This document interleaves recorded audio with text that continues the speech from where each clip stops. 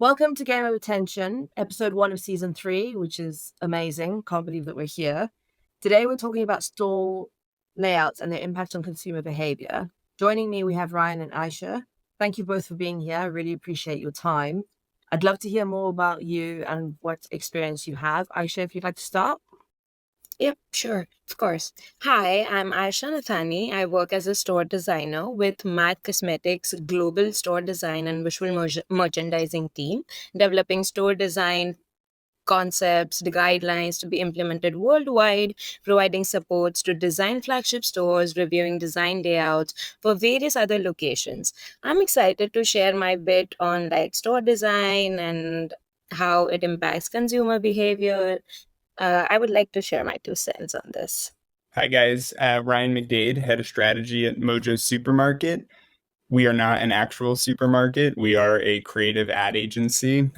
We specialize in creative strategy and campaigns, working with brands, everyone from Match to the Truth Initiative to Facebook. We really try and figure out how to get into the mind of a consumer and to rewire the way that they're thinking and behaving around specific products. So that's everything from media to on the ground in store at aisle. Great. Thank you both again for your time. I'm really looking forward to hearing what you have to say about these questions. Aisha, if I can point the first one to you, please. How did different store layouts such as grid and three-flow designs impact consumer behavior and purchasing decisions? The choice of store layout is, I think, a strategic decision that affects how consumers interact with the space, how efficiently they can shop, how they perceive the brand. I think each layout is designed with specific goals in mind for maximizing product visibility, accessibility, creating a unique, engaging shopping experience. Let's take example of a supermarket that houses multiple categories of products under the same roof, which is likely to have more of a grid layout wherein they have parallel aisles housing various products, which facilitates consumers to find their way around the store with minimal confusion. So, like, that's the goal set up by the brand: minimal confusion, efficient use of space, easy navigation. Customers can quickly locate items, follow a logical route through the store. This promotes like high turnover rate for products due to organized placements. Another kind that we mentioned is free flow type of layouts that I feel kind of creates more of like discovery, exploratory shopping experience, I would say. These type of layouts are often implemented when consumers are expected to wander around to discover products less predictably, as opposed to the grid layout where it's like easy navigation. You know exactly what you're looking for and you just go to that aisle. So as opposed to that, free flow type has like fostering a sense of like shopping adventure. um it all boils down to like different store layout with specific purposes and designed to optimize like various aspects of shopping experience, ultimately impacting like consumer behavior and business outcomes, I would say. Yeah, I think that with any store layout, it always starts with what is the consumer's objective in going to a store versus just buying something off digital. I think with the grid layout, it's often used for routine shopping, the type of place where you know exactly what you're looking for and you almost have a pre-seated understanding of like where things generally are. So supermarkets, big box retailers, like it follows sort of an innate understanding of like, I need to get this thing. This thing is typically in this place, and the store is oriented towards that. And as Aisha was saying, I think that for free flow layouts, those are for more luxury experiences where the store is a destination for discovery, for entertainment. Sometimes it's social, and it allows the consumer to explore, to find things maybe they didn't find, to go at their own pace, and it has less of a rigid structure to it. So I think that it really depends on what type of vertical are you in? What type of experience are you looking to facilitate? And also, what's the objective of the shopper? What are they trying to do? They're trying to get in and out. Are they trying to find something new? That dictates how that fundamental layout occurs.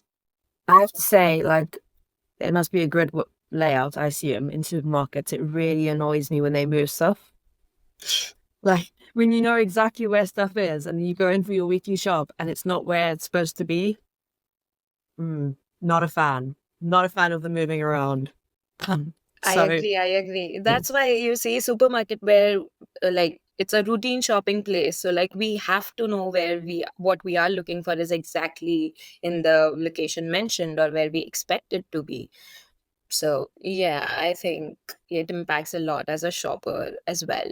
yeah, I mean, there's got to be a question about efficiency, right? I suppose if you're strolling, as Ryan said, like a luxury situation, it's not about efficiency. It's about the enjoyment aspect. Whereas, you're going to the chemist or the pharmacist or the supermarket, it's about getting in and out. Ryan, I'd like to ask you, what psychological tactics are used in store entrances to create positive first impressions and encourage deeper exploration?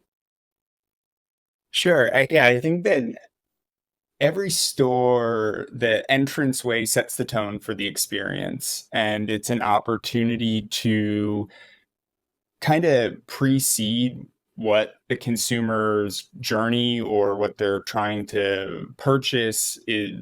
It's the way to introduce that at the start, and there's all types of tactics for that. I think, like, if you think about the mall, they're going to put things like products that are maybe of the season. There may be some scent or some display, something that pulls you in, drives your curiosity, and tells you that something like this is deeper inside the journey. I think that for some stores, the immediate objective is to bring you in and create a sense of calm. And so you'll see, like, a lot of retail and lifestyle stores bring you into sort of an open space where you're able to get oriented. You're transitioning into a new zone. There's lots of things for you to explore, and they'll help you navigate and push you in certain directions for that. I think that for every store, it's a different, there's different things that you can tap into, but the common ones you see are like visuals, like a display that's gonna pull you in, tell you what's inside, a scent, a sound, upbeat music, or something that sets the ambiance of the store. There's some spatial design elements, like helping you to figure out navigation, where you're going, what you might want to purchase. And then also there's priming techniques, right? Like there's a way to prime the consumer for what they might be purchasing in the store. There's reciprocity tactics where, like, maybe you're giving a free sample, or you're showing them something new. You're showing them some small gift or transaction that's going to create a sense of, oh, I want to try that. Maybe I didn't know about that, but I want to go deeper and find that for myself. There can be things like social proof, like if you're want to show that this store is part of the community that it's in. I think of stores like Patagonia or REI will do something that roots it in the local community, and you'll find things like local initiatives or local brands at the forefront, giving you a sense that although this is a big corporate store, they have roots in the community, and you belong in this community. So I think that first interaction is an opportunity to set the tone of the relationship, and also set the intention of the shopper. What are you trying to get here, and how can we help you do it?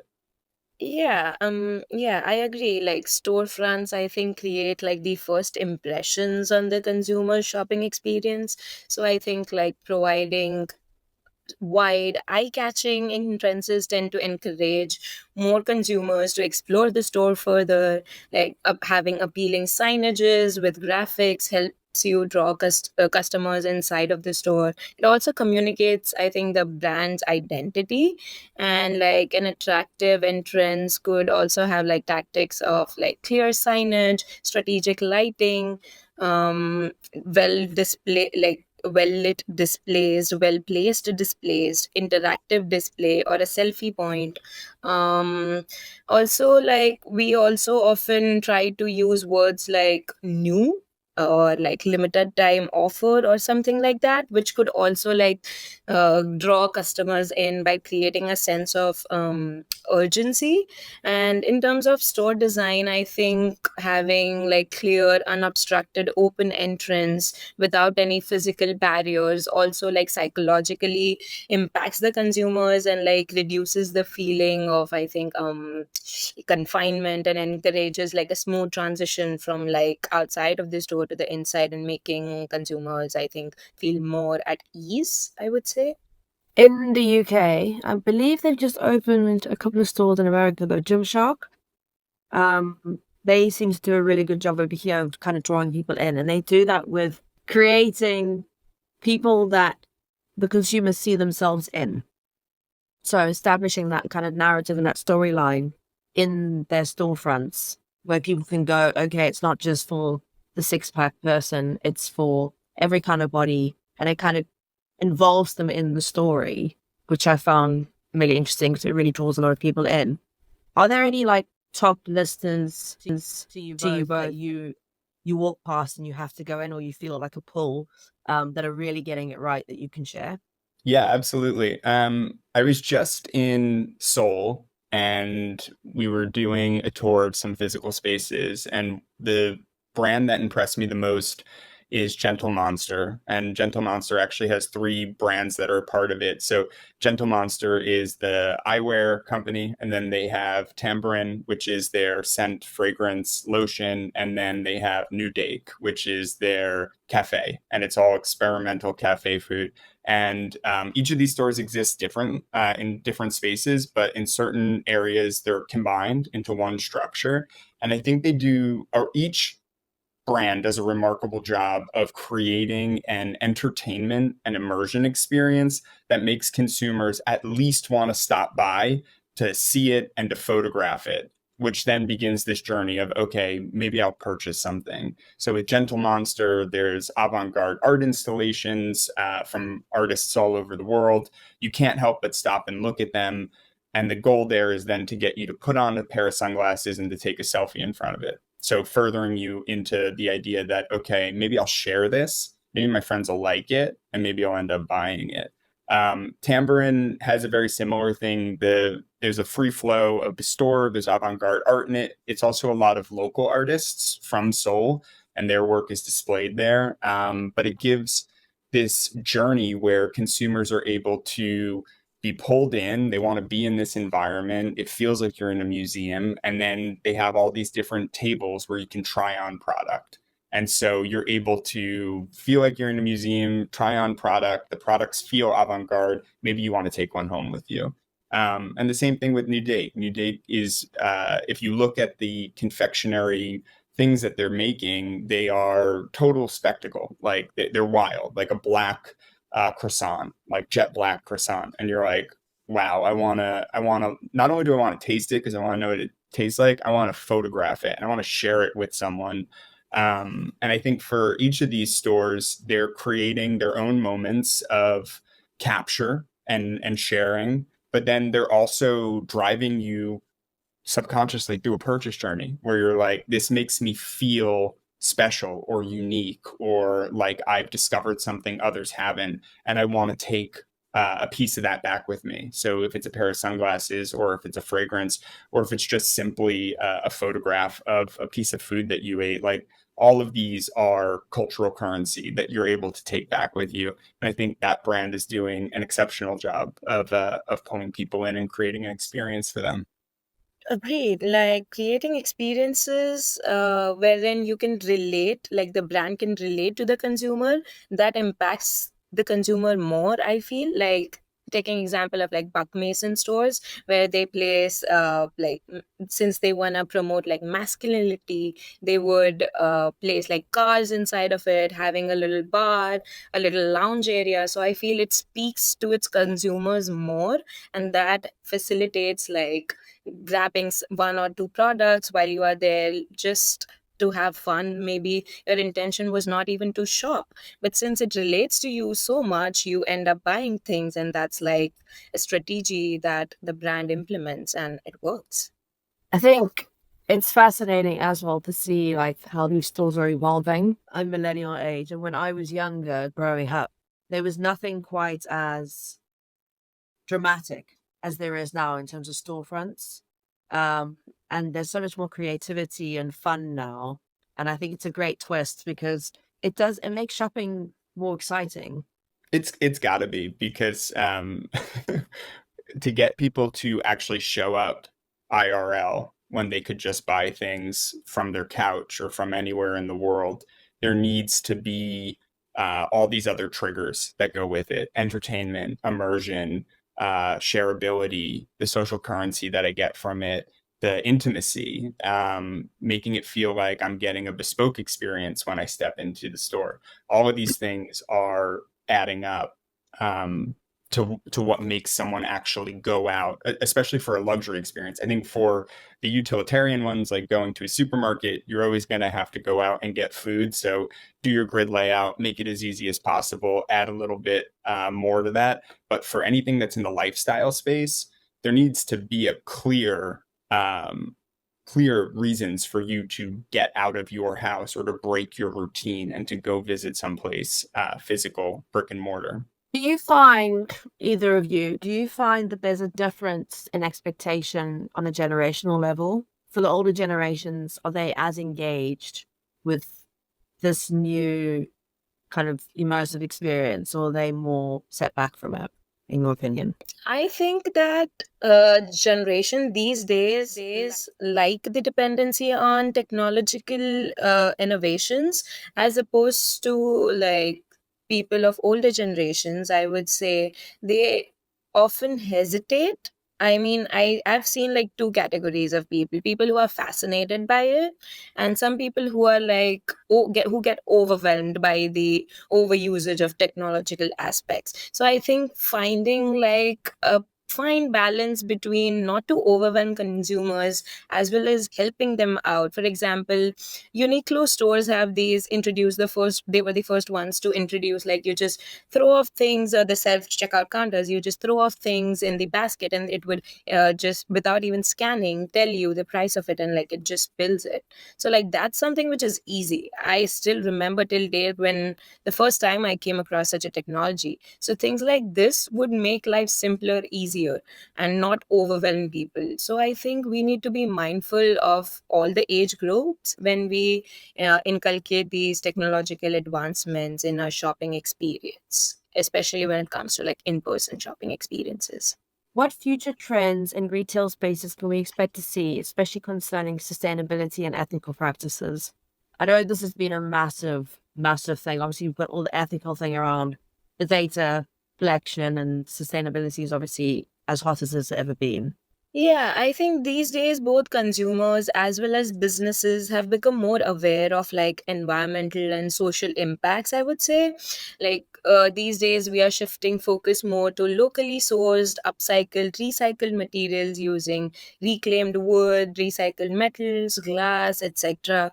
We are also like designer these days also tend to design in a modular fashion, so like these design elements can be adaptable, reconfigured based on like seasonal changes, promotional needs. This also would facilitate like reduction of waste with redesigns, allows more efficient use of space, more efficient use of materials. Then we also kind of are moving to more of like digital displays instead of printed ones. These are some of the many sustainable practices I would say in the industry going on right now. And I think that while consumers aren't going out looking for stores that are, they're not making their decision of where they go based upon these things like sustainability and ethically sourced, but messaging those within the stores drives a sense of brand love and loyalty and can incentivize more purchase and a sense of this is a brand that aligns with my values. I want to shop here again. So I think about brands like Everlane, who made their entire sourcing and their pricing very transparent, makes the consumer feel like I'm buying something that is fair, it's equitable, and it's a great price. And I want to continue to shop here because it aligns with my values. I think about Patagonia. They message that throughout their stores, and you feel as though this is a brand that is doing good in the world and I want to be part of that journey. I think that those types of initiatives, brands should be implementing them and then strategically messaging them. So where are you letting the consumer know where you're going to drive a deeper sense of loyalty and affinity? In stores, I know you said about some brands obviously showcasing that in their messaging, but do you think that it follows through enough in their kind of creative and their visual and their end of aisle promotions and that kind of stuff? Do you think that it's clear enough that those values are represented, or do you think it's something that still needs a bit of work and a bit of tweaking? I think if a consumer can like personally relate to the story that the brand is telling, and it makes them feel believable, and that would like go a long way, because you need to prove to your consumer that you stand by these practices, you follow them through. Like, I as a consumer would really go for brands which have like uh sustainable fashion ranges, because I want to like upcycle my clothes. I tend to uh like go for thrifting, not because it's only because it's cheaper, but also because it's sustainable. I get to wear something which is like continued fashion, and not many people are like crushed over making those pieces of fabrics. So I kind of personally relate to it. So for me, it's more of an advertisement tactic as well, like sustainability, because I want to be as cleaner and natural as possible.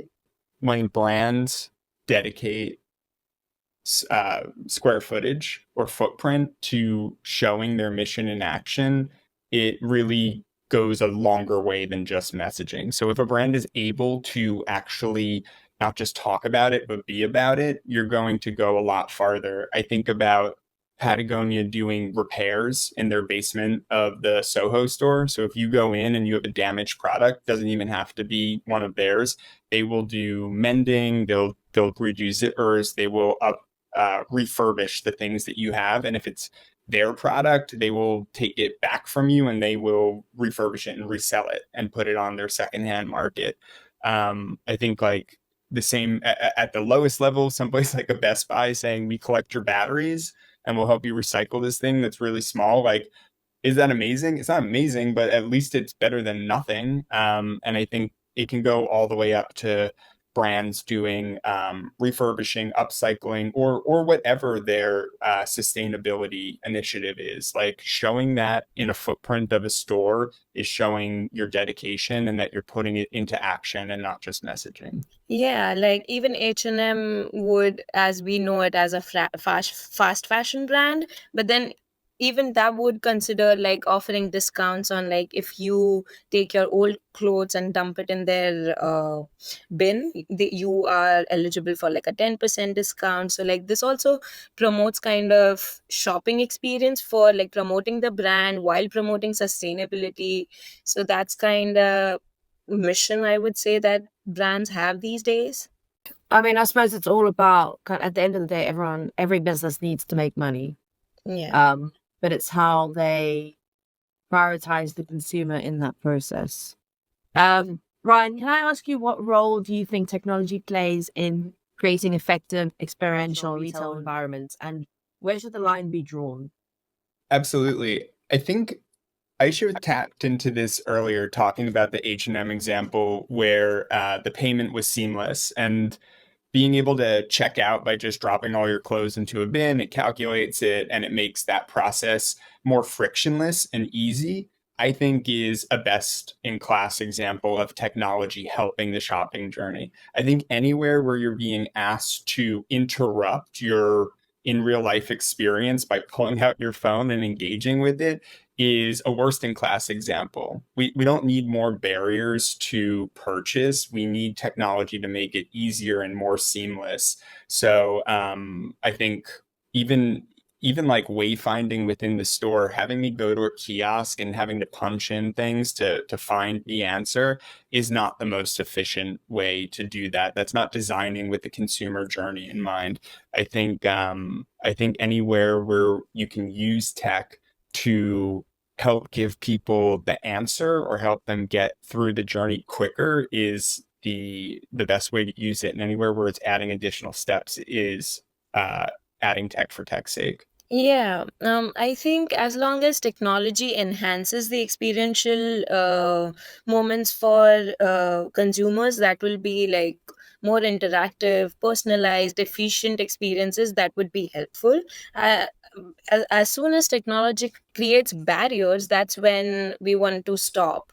So, like usage of smart mirrors, virtual fitting rooms can be something we really need to try on because it saves times, help consumers view items from different angles, need of physical try-ons is reduced, it enhances convenience. So I think particularly in the fashion industry such things can be inculcated which improves the experience and not opposes it. So I think it is essential to strike a balance to ensure technology complements the human interaction, maintains user friendliness, respects privacy, avoids like overwhelming consumers, then it would for sure enhance the overall experience. What about things like, I know with Nike, once you buy a pair of shoes from them, then you walk into the shop and you look and they automatically know your shoe size. What about things like that?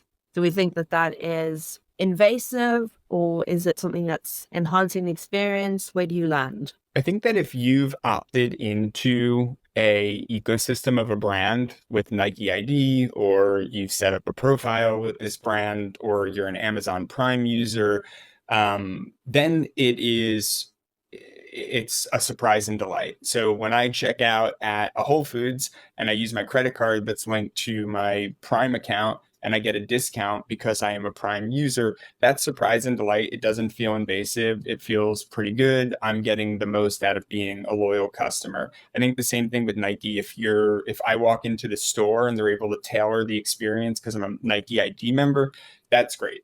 If I go into a store like a Ray-Ban store and all of a sudden it scans my face and without my permission and starts putting sunglasses on me, I think that that's where it begins to feel dystopian and a little scary and invasive. So the opt-in always needs to be the first step, whether that happens pre-store because you're part of the brand's ecosystem, or it happens when you get there because you engage in a kiosk or some sort of prompt. I think permission is necessary to make it feel good and not weird. Agreed. Yeah, I wouldn't want someone like clicking my pictures or like taking my identity because that can like someone can be easily fooled otherwise. So yeah, I think such that's when the line is to be drawn. Yeah. I think with technology as well, especially in stores, and I'm sure this is something that you both come across in your various lines of work, is the question of accessibility. Technology obviously opens up accessibility for people who have auditory problems or issues with sight or in terms of access, wheelchair access, that kind of thing. Are you currently aware of technology being a massive plus for this, or do you think it's something that's still evolving? Um, in terms of accessibility, like physical accessibility, I think we as designers are supposed to design around the idea of accessibility. Like there are no spot in the store is supposed to be left not accessible by anyone, someone. Like it has to be inclusive in every terms, whether it is like a height of a table or like the width of an aisle, everything has to be accessible. In terms of technology, I think we do like provide with like accessible ramps, accessible lift areas to like provide everyone an equitable environment while in store. um in terms of uh reading through what's going on in the store, like dual languages, such kind of accessibility terms are also adapted. That's when I think technology can jump in and we could have like screens which display like different languages for different consumers, maybe to help convey the idea of the brand better. I guess those are the kinds of accessibility aspects we constantly work through while designing a space. If you could summarize the most important things that a store can do for the maximum consumer impact, what would they be? Like the top three things that every store should have to really have that wow factor. I would say starting with ease of shopping. it should be the first thing, ease. Second thing would be creating environment that complements the psychology of the consumer that we are targeting and not opposes it, I feel. And the third would be storefronts, like attracting people in, because you need to tell your brand story as quickly as possible within like a consumer passing by has to catch the eye, like has to be eye catching enough for them to like enter the store. Couldn't agree with that more. I was going to say, even before you build brick and mortar or start to design, I think this question has to begin with at a brand level. So what is the lifestyle that our brand is here to add meaning and value to? And how can we do that? Making sure that we understand the consumer mindset and the journey that they're going to be on. It's the consumer's journey, not the brand's journey. And how can we design to ensure that it's going to be as tailored to why they're coming here? And then I think the feeling, what's the feeling that you want this person to leave the store with? Do they want to feel more capable leaving Home Depot? Do they want to feel more creative leaving Apple? Do they want to feel more environmentally connected leaving Patagonia? I think when you know what that feeling is, you can create an experience that that executes that and makes people walk away really having a deeper relationship with the brand. As you was both answering, I was thinking about the fact that obviously you've been talking largely about store designs and how that gets consumers into the store and how it works for them. But how important is it, linking back to the kind of the brand aspect, how important is it that the experience between digital and brick and mortar is seamless? In terms of, so as a consumer, I would be answering this question as a consumer. It depends on the category of things that I'm shopping. Like, I am a person who likes to shop clothing, fashion, beauty, perfumes, etc. in person as opposed to doing it online, because I want to try out things that I'm buying. I need to feel these things. I need to smell these things. These things involve like my sensory organs are like put to use completely. So such shopping I would any day prefer in store, as opposed to things like maybe grocery shopping, or which is like I know that I have to buy these certain set of things every week, so I would just order it online, like without even giving a second thought. So yeah, it's more of like the free flow or the grid thing that we talked about. Like, when I know what I'm supposed to buy, I just buy it online. When I don't know, I need to feel it. So yeah, that's categorizing. Yeah, I think that that is spot on. I think that for in 2024, your digital presence is probably the first touch point that a consumer is having with your brand. So they're probably encountering your brand first through social or through a creator or through a website. And then they will be going to your brick and mortar experience. That's just the likelihood. Like, the probability is you're probably going to find this brand in through your phone before you find it in your real life, unless it's somehow popped up in your daily commute. So I think that with digital as your doorstep, you want to prime people for what they would be looking for in the store and make sure that what you're showing there is going to translate into that storefront or that initial display, that homepage, or what's currently running in social, or what your creators are talking about is the stuff that is available and being spoken about once you're inside the retail experience. But it is great to see brick and mortar maintaining its importance, because I think when AI did its crazy thing in COVID and everyone thought, well, everything was going to crash, or it's nice to see that kind of keep it alive, because it is important to have those touch points in person. Any last thoughts? I would say I am pretty new to retail design and consumer experience. So far, my experience in this field has taught me that it's firstly about the consumer that we are targeting, the demographics, the choices that they might have, and secondly, it's all about the business outcomes that we want to portray, and it involves a lot many aspects than we think it would. So it has to store design has to represent brand image, store design has to relate to consumers, store design has to call in people, it impacts the marketing, sales strategy, everything. So I think that is something which is kind of jack of all trades for all the brands, but like it drives the business, so it has to create an impact while keeping in mind the consumer. So I think it speaks the brand more than like anything else. Yeah. I think my final thought is that for brands in 2024, it used to be that having a storefront was where you started and then you migrated into digital. In 2024, I think for a lot of brands, having a physical location is a luxury and it is something that maybe they haven't done before.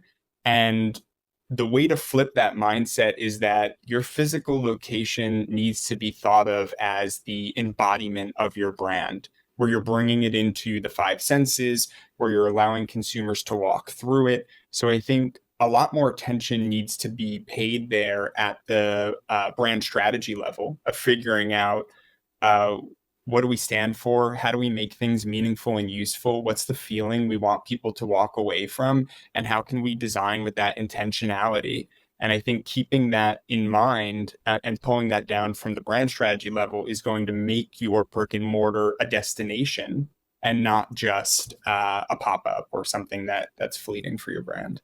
Maintaining human connections in a very, very digital space. Well, thank you both. It's been really interesting to hear both sides and for you to take me through it because I know very little about store design. So it's been a massive learning curve for me, and I'm sure our audience will find it really valuable.